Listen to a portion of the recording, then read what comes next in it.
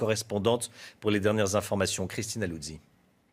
Nous avons pu échanger avec plusieurs personnes hier soir au sujet de cet article paru dans Le Monde révélant que le meurtrier présumé d'Yvan Colonne n'était pas l'individu sans aspérité notable, comme a pu le décrire l'ancienne directrice de la centrale d'Arles, mais un prisonnier au parcours d'exécution de peine émaillé de violences, d'incidents et de menaces.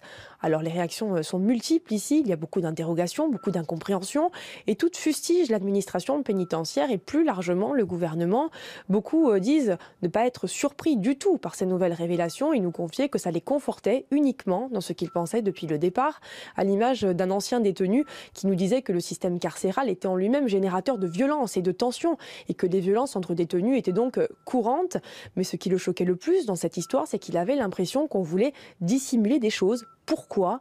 Une trentenaire présente hier soir lors d'un rassemblement devant le commissariat de Bastia était encore plus catégorique. Elle disait « Il y a trop de mensonges, de dissimulation. Pour moi, c'est un crime d'État et on ne me l'enlèvera pas de la tête. » Ces dernières révélations risquent donc de ne pas favoriser l'apaisement attendu ici en Corse.